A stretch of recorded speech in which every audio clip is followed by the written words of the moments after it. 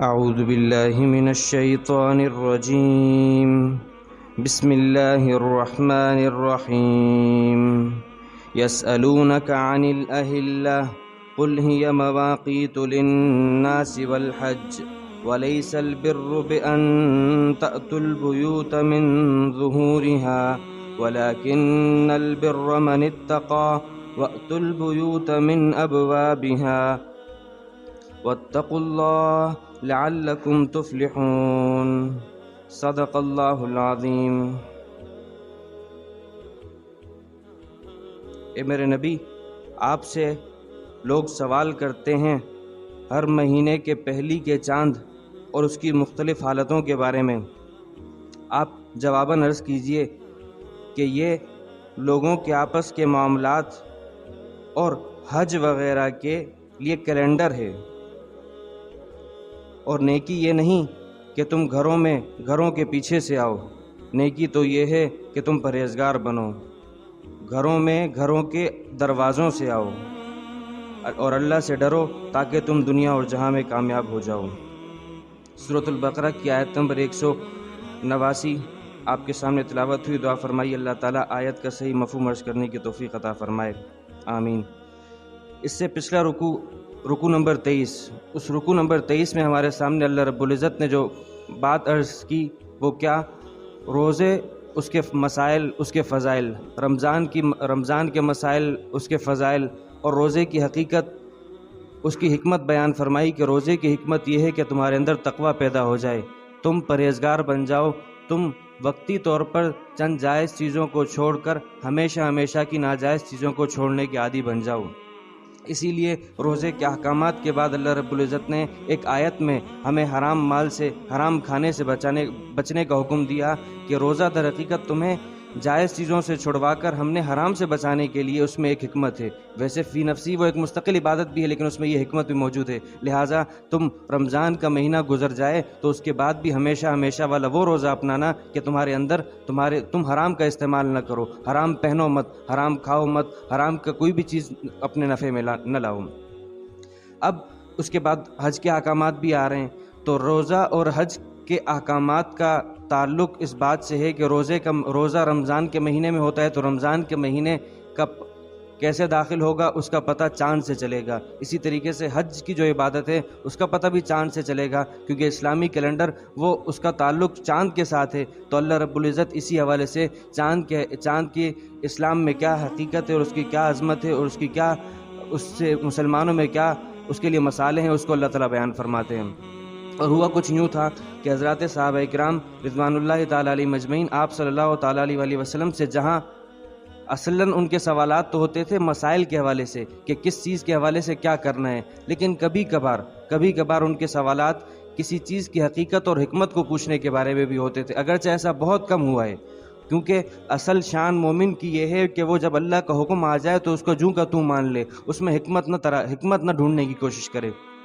تو بعض حضرات صحابہ اکرام نے چاند کے بارے میں سوال کیا تھا کہ یا رسول اللہ کیا وجہ ہے کہ ہر مہینے چاند جب نظر آتا ہے تو بالکل باریک سا ہوتا ہے، پھر آہستہ یہ بڑھنا شروع ہوتا ہے، ایک 14ویں کی رات آتی ہے تو مکمل ہو جاتا ہے، پھر دوبارہ یہ گھٹنا شروع ہو جاتا ہے، جس کو قرآن کریم نے سورہ یاسین میں فرمایا والقمر قدرناہ منازل حتی عاد کالعرجون القدیم۔ ہم چاند کو اس کی مختلف درجات میں گھٹاتے بڑھاتے رہتے ہیں، یہاں تک کہ ایک وقت آتا ہے، یعنی 28ویں کی تاریخ ہوگی، 27ویں تاریخ ہوگی، 26ویں تاریخ ہوگی تو چاند دوبارہ ایک سوکھی ہوئی ٹہنی کی شکل میں آپ کے سامنے آ جائے گا، پھر 28 کو بالکل غائب ہو جائے گا، پھر 29 سے 30 کو دوبارہ نظر آ جاتا ہے۔ تو حضرات صحابہ اکرام کے پوچھنے کا ان کے سوال میں دو باتیں تھیں کہ آیا یہ کیوں ہو رہا ہے، ایک تو یہ پتہ چل جائے کہ کیوں ہو رہا ہے، اور دوسرا یہ کیسے ہو رہا ہے، اور ساتھ میں ان کے سوال کے اندر یہ بات بھی رہتی ہے کہ دیکھیے عرب میں جو گرمی کا ماحول ہے تو دن میں تو سفر ہو نہیں سکتا، اب رات میں ہم سفر کرتے ہیں تو اگر ہمیشہ چاند نکلنا رہے تو ہمارے لیے رات میں سفر کرنا آسان ہو سورج کی طرح، لیکن سورج تو ایک ہی شکل میں رہتا ہے، چاند بدلتا رہتا ہے۔ تو اللہ تعالیٰ نے ان کے سوالات، اور یہ سوال آپ علیہ الصلوۃ والسلام سے کیا حضرات صحابہ اکرام نے، تو اللہ تعالیٰ نے ان کے اس جواب کو یہاں نازل فرمایا۔ اللہ تعالیٰ نے ان کے سوال کے اندر جو دو پہلو نکلتے تھے کہ یہ کیوں ہو رہا ہے اور یہ کیسے ہو رہا ہے، اس میں ہمارا کیا فائدہ ہے؟ تو اللہ تعالیٰ نے دیکھیں کیوں ہو رہا ہے، کیسے ہو رہا ہے، یہ ایک سائنسی سوال ہے۔ اللہ تعالیٰ نے اس بات کا جواب نہیں دیا، کیوں؟ وجہ اس کی ہے کہ اس سے تمہاری کوئی وابستگی نہیں ہے، تم اس بات کا جواب لو کہ اس میں تمہارے لیے کیا فائدہ ہے۔ تو اللہ اس فائدے کو بیان فرماتے ہیں۔ اس سے یہ بات بھی معلوم ہوئی کہ سوال کرنا چاہیے، سوال کی اہمیت ہے۔ قرآن کریم کہتا ہے فَاسْأَلُوا أَهْلَ الذِّكْرِ إِن كُنتُمْ لَا تَعْلَمُونَ، اگر تمہیں پتہ نہیں ہے تو جاننے والوں سے پوچھ لو۔ اپنے طور پر عمل کرنا یہ اچھی چیز نہیں ہے، یہ تمہیں گمراہی کی طرف لے کے جائے گا۔ نہ جاننے والوں سے پوچھ لو، وہ لوگ پوچھیں جن کو کچھ پتہ نہیں ہے۔ تو اب اللہ تعالیٰ فرماتے ہیں کہ ہم آپ کو اس کا جواب دیتے ہیں۔ تو چنانچہ اللہ تعالیٰ نے سوال کو نقل فرمایا یسألونک عن الأہلہ، اے نبی آپ کے اصحاب آپ سے سوال کرتے ہیں پہلی کے چاند اور اس کی مختلف شکلوں کے بارے میں کہ ایسا کیوں اور کیسے ہوتا ہے۔ قل آپ جواب دیجئے ہی مواقیت للناس والحج، کیسے ہوتا ہے اس کو تم چھوڑ دو، اس میں تمہارے کوئی سروکار نہیں ہے۔ اس میں تمہارا کیا فائدہ ہے وہ سنو۔ وہ فائدہ یہ ہے کہ یہ تمہارے آپس کے معاملات اور تمہاری عبادات کی انجام دہی کے لیے یہ کیلنڈر ہے۔ دیکھیے سورج سے بھی یہ کام لیا جائے، سورج اور چاند دونوں اللہ کی نشانیاں ہیں، دونوں اللہ تعالیٰ کی قدرت کے مظہر ہیں، دونوں ہی سے ہماری عبادات اور ہمارے معاملات وابستہ ہیں۔ ہم دونوں میں سے کسی کی بھی یہ نہیں کہہ سکتے کہ یہ شمسی کیلنڈر ہے، یہ قمری کیلنڈر ہے۔ لیکن اللہ تعالیٰ کیا فرما رہے ہیں کہ دیکھیے سورج کے ذریعے سے ہم اس بات کا تو اندازہ لگا سکتے ہیں کہ ایک دن کے اندر کیا وقت ہو رہا ہے۔ جیسے مثال کے طور پر اگر صبح فجر کے سورج افق سے نکل آیا تو اس کا مطلب یہ کہ اب فجر کا وقت ختم ہو گیا۔ جب بیچ میں آیا اور ڈھلنا شروع ہوا تو ظہر کا وقت شروع ہوا۔ پھر جب اتنا نیچے آ گیا کہ آپ کا سایہ آپ کے جتنا ہو گیا تو اس کا مطلب یہ ہے کہ اب آپ ظہر کی نماز اس سے پہلے پڑھ لو۔ اور جب اتنا نیچے آ گیا کہ آپ کا سایہ آپ کے دگنا ہو گیا تو اب عصر کا وقت داخل ہو گیا۔ جب سورج اور نیچے چلا گیا تو مغرب کا وقت، اور پھر جب سفیدی بھی غروب ہو گئی، سفیدی بھی چھپ گئی، پورا اندھیرا آ گیا تو عشاء کا وقت۔ تو یہ ایک دن کے اندر جو مختلف اوقات کو معلوم کرنے کے لیے اللہ تعالیٰ نے ہمارے لیے سورج کو رکھا۔ اور لیکن اس کے علاوہ مہینے کا کون سا دن چل رہا ہے یہ ہم سورج کو دیکھ کے اس بات کا اندازہ نہیں لگا سکتے کہ آج مہینے کا کون سا دن چل رہا ہے۔ اس کے لیے ہمارے اللہ رب العزت نے چاند کو پیدا کیا کہ چاند کو ہم دیکھ سکتے ہیں کہ آج پہلی کا چاند ہے، دوسری کا چاند ہے، تیسری کا چاند ہے۔ تو اللہ فرماتے ہیں تو ہم نے تمہارے لیے کیلنڈر کے طور پر رکھا ہے۔ ہم یہ دن کا تعین سورج کے ذریعے سے بغیر عام آدمی نہیں کر سکتا، اس کے لیے مخصوص قسم کے آلات چاہیے، اس کے لیے ریاضی کا علم چاہیے۔ لیکن چاند کے ذریعے سے دن کا تعین ایک عام آدمی کر سکتا ہے، اس میں پڑھا لکھا ان پڑھ سب برابر ہیں۔ تو اللہ فرماتے ہیں ہم نے اسے تمہارے لیے کیلنڈر بنایا ہے، اور تمہارے آپس کے معاملات، لین دین کے معاملات، قرض کی ادائیگی کے معاملات بھی اسی کے مطابق ہوں تو زیادہ بہتر ہے۔ چنانچہ مومن کو چاہیے، فضیلت اسی میں ہی ہے، ثواب اسی میں ہی ہے کہ آپس کے معاملات کو چاند کی تاریخ کے اعتبار سے طے کیا جائے۔ تو یہ تو آپس کے معاملات کو اللہ تعالیٰ نے فرمایا یہ مواقیت للناس، یہ لوگوں کے آپس کے معاملات کے لیے کیلنڈر ہے۔ جہاں تک بات عبادات کی ہے تو عبادات تو اسی سے سر انجام ہوں گی۔ حج کا تعلق اللہ نے خصوصیت کے ساتھ ذکر فرمایا کہ ذی الحج کا چاند نظر آ جائے تو بس اب اس کی 7ویں تاریخ ہو تو حج کے اعمال شروع ہو جائیں گے۔ پھر روزہ، رمضان کا مہینہ، شوال کا مہینہ، اسی طریقے سے زکوٰۃ کا حساب چاند کے حساب سے ہوگا، قمری سال کے اعتبار سے ہوگا، شمسی سال کے اعتبار سے نہیں ہوگا۔ اسی طریقے سے عدت، کوئی عورت اپنی عدت گزار رہی ہے تو اس کی عدت کا بھی اندازہ، اس کی بھی عدت کے لیے جو دن ہے اس میں چاند کا اعتبار ہوگا، شمسی سال کا اعتبار نہیں ہوگا۔ تو اللہ فرماتے ہیں کہ ہم نے تمہارے لیے کیلنڈر کے رکھا ہے، اس میں تمہارے لیے یہ فائدہ ہے، تم یہ سن لو۔ اسی لیے علماء نے لکھا ہے کہ لیکن آج ہمارا معاملہ کیا ہے کہ ہمارے مسلمان کو اسلامی مہینوں کے نام ہی پورے پتہ نہیں۔ اس کا علم رکھنا، اگر کسی علماء نے لکھا ہے کہ اگر کوئی علاقے والے ایسے ہوں کہ وہاں پر کسی کو چاند کے بارے میں کچھ پتہ ہی نہیں ہے، جس کے ذریعے سے دین کے احکامات وابستہ ہیں، تو وہ سارے کے سارے لوگ گناہ گار ہوں گے۔ اس کا علم رکھنا فرض کفایہ ہے، کم از کم چند لوگ ایسے ہونے چاہیے جو در حقیقت اس کام کو سر انجام دے تاکہ دوسرے لوگوں کے مختلف عبادات کو وہ اس کے طریقے سے انجام دے سکیں۔ تو یہ تو اللہ تعالیٰ نے ایک بات بیان فرمائی۔ آیت کے دوسرے حصے میں اللہ رب العزت جب حج کی بات آئی تو حج ہی کے حوالے سے ایک عربوں میں ایک رسم تھی، اس رسم کی اللہ تعالیٰ تردید فرما رہے ہیں۔ رسم کیا تھی؟ عجیب و غریب رسم کہ اگر ایک آدمی نے احرام پہن لیا حج یا عمرے کے لیے، اب اگر وہ کسی کام سے دوبارہ اپنے گھر جا رہا ہے تو ان کی رسم کیا تھی کہ ہم گھر کے دروازے سے نہیں جائیں گے بلکہ چونکہ احرام پہن چکے ہیں لہٰذا ہم گھر کے پیچھے سیڑھی لگا کے گھر سے اندر داخل ہوں گے یا گھر میں کوئی سوراخ کریں گے پیچھے سے وہاں سے داخل ہوں گے۔ اللہ فرماتے ہیں یہ کیا چیز ہے؟ یعنی نیکی تو یہ ہے کہ تم اللہ کے کیے ہوئے، اللہ کے بتائے ہوئے طریقے کو اپناؤ، لیکن یہ کیا طریقہ ہے کہ تم اپنی طرف سے نیکی کو کوئی خاص صورت اپنے طور پہ ایجاد کر لی کہ یہ نیکی ہے۔ اللہ فرماتے ہیں ایسا کچھ بھی نہیں ہے۔ اب ہوا کیا تھا کہ ایسی کوئی رسم رائج تھی، ایک صحابی، انصاری صحابی، وہ نکلے ہیں احرام پہن کر، کوئی چیز یاد آ گئی، اپنے گھر جاتے ہیں تو اصل دروازے سے، تو سارے لوگ ان کے اوپر نکیر کرنے ہیں، عرب کے جاہل لوگ۔ تو اللہ تعالیٰ فرماتے ہیں کہ یہ رسم نیکی یہ نہیں ہے۔ تو اللہ تعالیٰ فرماتے ہیں لیس البر بان تأتوا البیوت من ظہورها، نیکی یہ نہیں ہے کہ تم گھروں میں ان کے پیچھے سے داخل ہو، ولکن البر من اتقى، اصل نیکی یہ ہے کہ تمہارے اندر تقوی پیدا ہو جائے، تم گناہوں سے بچنے والے بن جاؤ۔ یعنی کیا تم عرب کے اندر کیا ماحول تھا کہ طواف کریں گے برہنہ کپڑے اتار کر، اور اس چیز کو نہیں دیکھ رہے، لیکن یہ رسم اپنا لی کہ ہم جب گھر میں دوبارہ داخل ہوتے ہیں احرام پہننے کی صورت میں تو پھر ہم گھر میں آگے سے داخل نہیں ہوں گے، پیچھے سے داخل ہوں گے۔ اللہ نے اس رسم کو ایک علامتی طور پر ذکر کیا، اس سے ایک بہت بڑا اصول ہمارے سامنے رکھا، وہ کیا کہ جائز کام بھی اب ایک آدمی اپنے گھر کے پیچھے سے داخل ہو سکتا ہے، کوئی مسئلہ نہیں ہے، ایک سیڑھی لگا کے داخل ہو، سوراخ اس کا وہ ایک مباح چیز ہے، لیکن اگر آپ اس کو نیکی کا درجہ دے دو گے، ایسا درجہ دے دو گے کہ نہ کرنے والے کی نکیر کرنا شروع کر دو گے، اس پہ ملامت کرو گے، تو یہ بدعت ہے۔ بدعت کی حقیقت یہی ہے کہ آپ کوئی ایسا کام جس کا کرنا فی نفسی جائز تھا اپنی ذات میں، لیکن آپ نے اس کو ایسا بنا لیا کہ کرنا لازم ہے، نہ کرنے والے کے اوپر تردید کرنی ہے، تو یہ بدعت ہے۔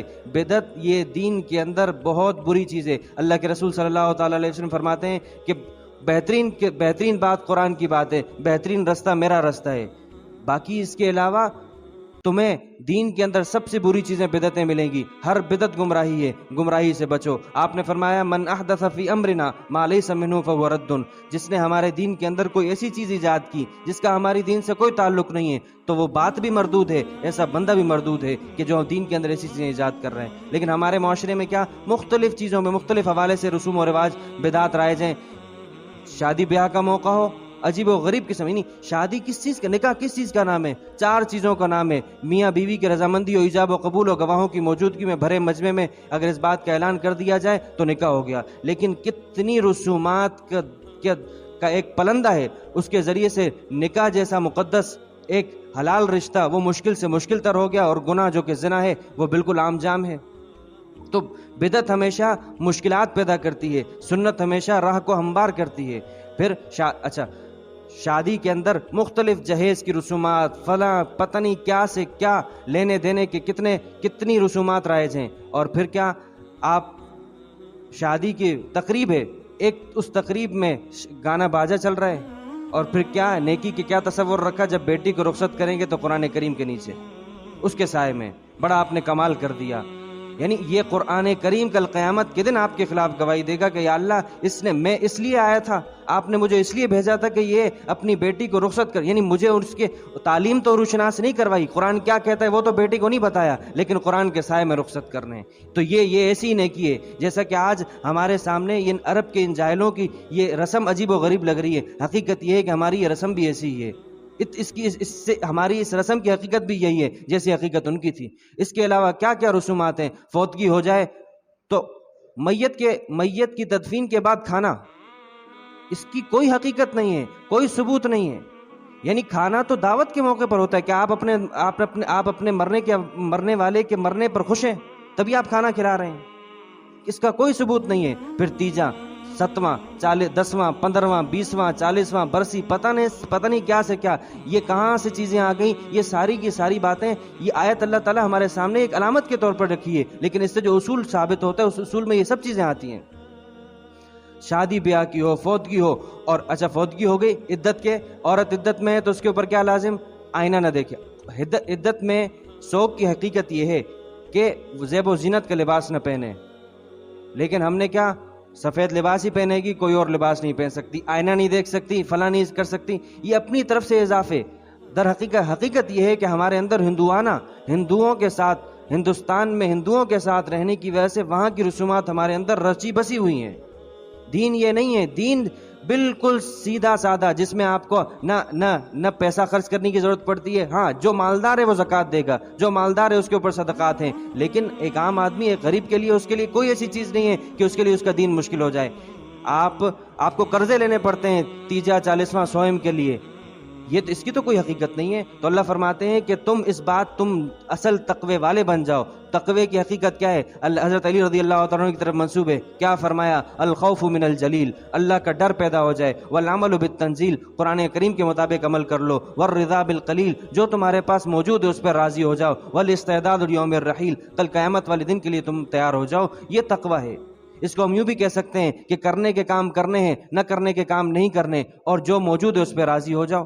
یہ تقوی ہے. باقی تقوی کی حقیقت دین میں حقیقت یہ ہے کہ آپ علیہ الصلوۃ والسلام نے جو صحابہ کرام سے تقوی پر بیعت لی، بیعت التقوی، اس میں کیا تھا؟ یہ نہیں کرنا، یہ نہیں کرنا، زنا نہیں کرنا، چوری نہیں کرنی، بہتان نہیں لگانا، یہ نہیں کرنا. نہ کرنے کے کام زیادہ ہیں، کرنے کے کام بہت کم ہیں. ایک بھی روایت ایسی نہیں ہے جس میں آپ علیہ الصلوۃ والسلام نے بیعت لی ہو تو یہ کہا ہو کہ اتنے دفعہ اتنے نوافل پڑھنا، اتنے اذکار کرنا، اتنی دفعہ یہ کرنا، اتنی تلاوت کرنا. نہیں، بتایا یہ کہ دین یہ ہے کہ پہلے تم گناہوں سے بچ جاؤ، پہلے تم اپنے اندر اس بات اللہ کا ڈر پیدا کر کے جو کام نہیں کرنے کے ان سے بچ جاؤ. کرنے کے کاموں میں جو فرائض ہیں ان تک تم رہو، باقی نیکی حسب توفیق. ایک آدمی نے ساری عمر کوئی تہجد نہیں پڑھی، کوئی اوابین نہیں پڑھی، کوئی اشراق نہیں پڑھی، لیکن حرام سے بچا رہا، فرائض پورے کیے، دین میں کسی قسم کا کوئی اضافہ نہیں کیا، جتنی بات ہے اس حد تک رکھی، ایسا آدمی جنتی ہے. اور بدعت کی حقیقت ہم شیطان کی چال کو نہیں سمجھتے. شیطان کی چال کیا ہے کہ یا تو سب سے پہلے کسی کو دین سے دور رکھنا ہے، دین سے قریب آ جائے، تو اب جب دین سے قریب آئے گا تو اگلا مرحلہ کیا ہوگا کہ اس سے کئی اور اضافے کروائے گا. آپ اس بات سے اندازہ لگائیے کہ نماز پڑھنے میں تو ہمارے اوپر پہاڑ جیسی گزرتی ہے نماز، لیکن بدعات کے کرتے ہوئے دل للچاتا ہے اور دل چاہتا ہے. آیا ایسی کون سی نیکی ہے کہ آپ کے لیے شیطان اور مزید راہیں ہموار کر رہے؟ وہ نیکی نہیں ہوگی. یہ ایک معیار ہے پرکھنے کا. اگر آپ کا کسی چیز کی طرف دل بہت زیادہ مائل ہو رہا ہے، آپ جا کے پوچھئے کسی سے کہ کہیں ایسا تو نہیں ہے کہ میں اس میں شیطان کو راضی کر رہا ہوں. یعنی آپ کا دل چاہ رہا ہے کرنے کا اور شیطان آپ کو روک نہیں رہا. یہ پرکھنے کا ایک معیار. اللہ تعالیٰ میں اس حقیقت سے روشناس کرا دے. اللہ کے نبی صلی اللہ تعالیٰ علیہ وسلم نے روایت میں آتا ہے، آپ نے فرمایا انا فرطکم علی الحوض، میں کل قیامت کے دن حوض کوثر پر تمہارے سامنے تم سے پہلے پیش ہوں گا، میں تمہیں اپنے ہاتھ سے جام کوثر پلاؤں گا. اللہ تعالیٰ میں نصیب فرمائے. اللہ کے نبی فرماتے ہیں میرے سامنے سے جب چند لوگ گزریں گے تو میں انہیں پہچان لوں گا کہ یہ میری امت کے لوگ ہیں، تو میں انہیں بلاؤں گا. فرشتے روکیں گے کہ نہیں، یہ وہ لوگ ہیں جنہوں نے آپ کے بعد دین میں اضافہ کیا تھا، آپ کے دین کا حلیہ بگاڑ دیا تھا. آپ حضرات صحابہ اکرام رضوان اللہ تعالی علیہ مجمعین بدعت کے معاملے میں اتنے سخت تھے کہ جس کی کوئی انتہا نہیں. حضرت عبداللہ ابن عمر رضی اللہ تعالیٰ عنہ کے سامنے ایک شخص کو چھینک آئی. اس نے چھینک آنے پر جو ثابت ہے وہ کیا؟ الحمدللہ پڑھنا ہے. اس نے الحمدللہ پڑھنے کے ساتھ ساتھ پڑھا والصلاۃ علی رسول اللہ. حضرت عبداللہ ابن عمر نے کہا ہو سکتا ہے اس سے جلدی میں یہ بات نکلی ہو. دوبارہ چھینک آئی، اس نے دوبارہ یہ پڑھا کہ الحمدللہ والصلاۃ علی رسول اللہ. تو کہتے ہیں میں نے اللہ کے رسول کی زیارت کی ہے. اشہد ان لا الہ الا اللہ واشہد ان محمد رسول اللہ. میں گواہی دیتا ہوں کہ محمد اللہ کے رسول ہیں، اور میں یہ گواہی دیتا ہوں کہ تو بدعتی ہے. یعنی جو چیز اللہ کے نبی نے نہیں کی تم کیوں کر رہے ہو؟ حضرت انہی کے والد حضرت عمر بن الخطاب رضی اللہ تعالیٰ عنہ، بیعت رضوان کا درخت، وہ درخت کے جس کا ذکر قرآن کریم میں، اس کی کیا حیثیت ہوگی؟ لیکن کیا اس لیے کہ کہیں امت کے اندر بدعت نہ آ جائے، لوگ اس درخت کو کوئی اپنی خاص حیثیت نہ دے دیں، درخت کو اکھڑوا دیا کہ درخت اپنی ذات میں اس کی کوئی حیثیت نہیں ہے، نفع نقصان دینے والی ذات اللہ کی ہے. تو اللہ نے اس آیت کے تحت ہمارے اندر در حقیقت اس بات کی حقیقت کو پیدا فرمایا. فرماتے ہیں وَأْتُوا الْبُيُوتَ مِنْ أَبْوَابِهَا، گھروں میں اپنے اصل جگہ سے آؤ. یہ کوئی نیکی نہیں ہے کہ تم نے اپنے طور پر سمجھ لیا کہ تم احرام کی حالت میں ہو اور واپس گھر جا رہے ہو، تم پیچھے سے جاؤ گے. یہ تم نے کہاں سے نکال لیا؟ انہی گھر میں جانے کی ضرورت پیش آ جائے تو اپنے دروازے سے جاؤ. وَاتَّقُوا اللَّهَ، کرنے کا کام ہے وہ کرو اور نہ کرنے کے کاموں میں ان سے بچے رہو، اللہ کا ڈر رکھو، واتقوا اللہ سے ڈرو، اللہ کا تقوی اپنے دل میں بٹھا لو، لعلکم تفلحون، اگر تمہارے اندر اللہ کا ڈر آ گیا، کرنے کے کام کر لیے، نہ کرنے کے کام نہیں کیے، تم دونوں جہانوں میں کامیاب ہو جاؤ گے۔ تقوی کے بغیر کامیابی نہیں مل سکتی، اللہ کے ڈر کے بغیر کامیابی نہیں مل سکتی۔ اللہ تعالیٰ عمل کی توفیق عطا فرمائے۔ وآخر دعوانا الحمدللہ رب العالمین۔ اللہم لک الحمد کلہ ولک الشکر کلہ وإلیک یرجع الامر کلہ۔ اللہم لا احصی ثناء علیک انت کما اثنیت علی